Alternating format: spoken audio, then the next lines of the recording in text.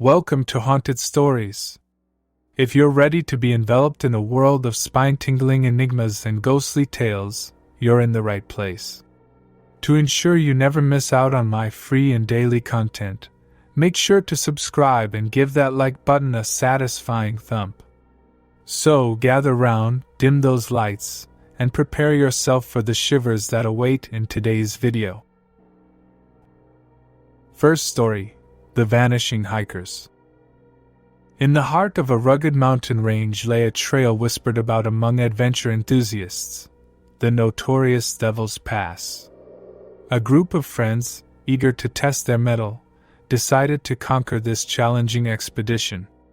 Adam, Sarah, Mark, and Lisa set off with backpacks and excitement, but little did they know, they were embarking on a journey that would change their lives forever.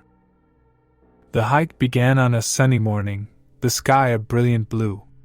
The trail wound through lush forests, over bubbling streams, and up steep slopes. The friends laughed and joked as they made their way, the thrill of adventure fueling their determination.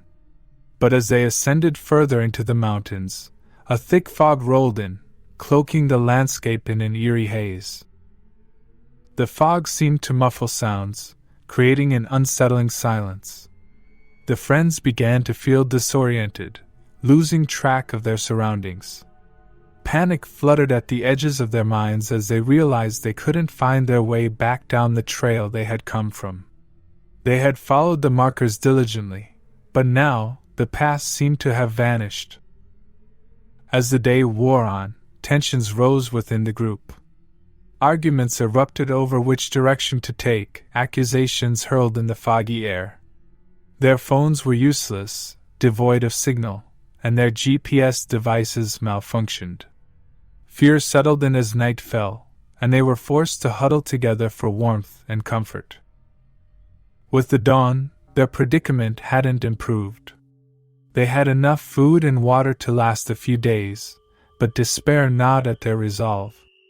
They decided to head downhill, hoping to stumble upon the trail or any sign of civilization. But no matter how far they walked, the terrain remained unforgiving and unfamiliar, as though they were trapped in a loop. Days turned into a week, and exhaustion took its toll. The fog showed no signs of lifting, and the friends' hopes began to wane. Their energy waned, and they moved in a numb haze.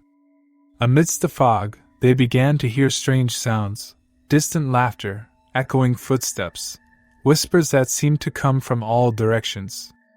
Paranoia settled in, their minds playing tricks on them. One evening, as they set up camp, Lisa's gaze fell on something in the distance, a faint light flickering through the fog. Desperation overcame their caution, and they followed the light. It led them to a dilapidated cabin, its windows broken, and its door hanging askew. Inside, they found evidence of previous occupants: old, tattered furniture and remnants of food. The cabin's eerie atmosphere only fueled their unease, but it provided shelter from the relentless fog. They decided to stay the night, hoping to regain their strength and make a plan. But as darkness settled in, the whispers grew louder, and the shadows seemed to dance with malevolence. It was Mark who first realized the truth. The cabin wasn't a refuge. It was a trap. The light they had followed had been an illusion, a siren's call drawing them deeper into the mountains. Panic surged as they realized they were not alone in the cabin. Shapes moved in the corners of their vision, and cold fingers seemed to brush against their skin. With renewed determination, the friends fled the cabin, their adrenaline-fueled flight carrying them through the fog-shrouded landscape. Fear gave them newfound energy, and they pushed themselves to the brink of exhaustion. And then, as suddenly as it had begun, the fog began to lift. The landscape gradually became recognizable, and they stumbled upon a search and rescue team. The friends were saved, but the horror of their ordeal lingered. They learned that the mountain range was notorious for its dangerous terrain and unpredictable weather. The dense fog that had ensnared them was a phenomenon that had led many to their demise. The whispers they had heard were likely echoes of their own voices, distorted and carried by the wind. The experience had changed them, etching trauma into their souls. They survived physically, but the mountain had claimed a piece of their innocence. As they looked back on their ill-fated adventure, they couldn't help but shudder at the thought of the countless others who might still be lost in the fog, their cries silenced by the unforgiving mountains. Second story, The Forgotten Basement. It was a dream come true when Emily and David bought their first home, an old, charming house that exuded character and history. The previous owner, an elderly woman, had warned them about the locked basement and insisted they never venture down there.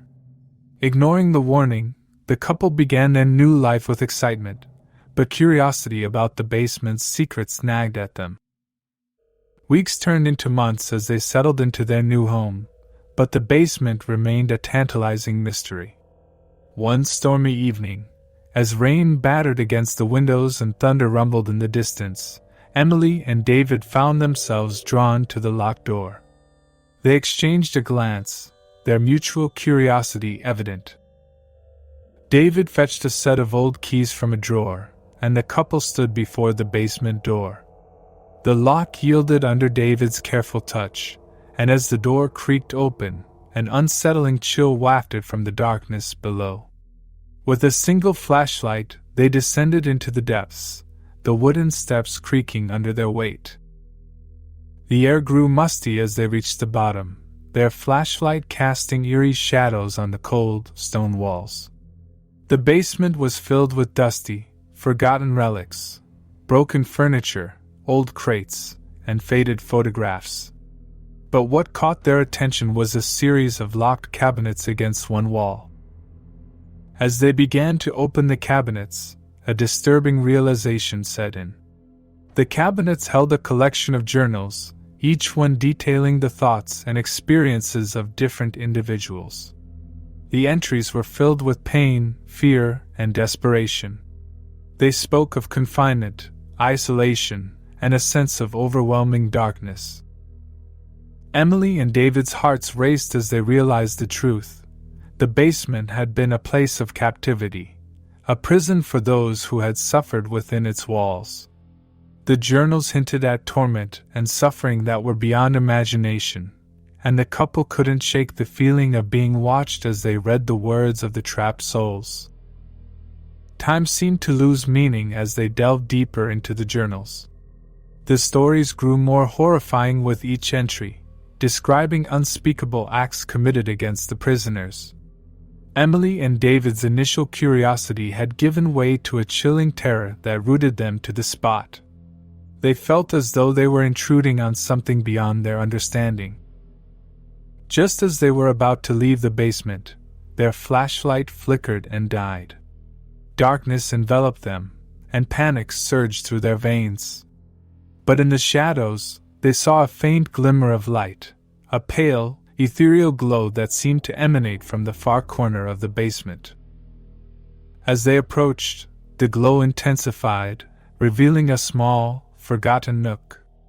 There, in the center, stood a tattered, blood-stained mattress. The room seemed to pulse with a malevolent energy, and the air grew icy cold. The couple's breaths came out in ragged gasps as they felt an unseen presence, a lingering echo of the suffering that had transpired. With trembling hands, they rushed out of the basement, slamming the doors shut behind them. The air outside felt fresh, but the weight of the basement's secrets hung heavily over them. They realized that the house they had loved was tainted by a dark history they couldn't ignore. Emily and David made the painful decision to leave the house behind, selling it to a curious buyer who was unaware of the basement's horrors. They tried to put the experience behind them, but the memories of what they had discovered continued to haunt their dreams. The couple couldn't shake the feeling that they had stumbled upon a forgotten chapter of darkness, one that they were never meant to uncover. The old house stood silent, its secrets hidden once again behind locked doors.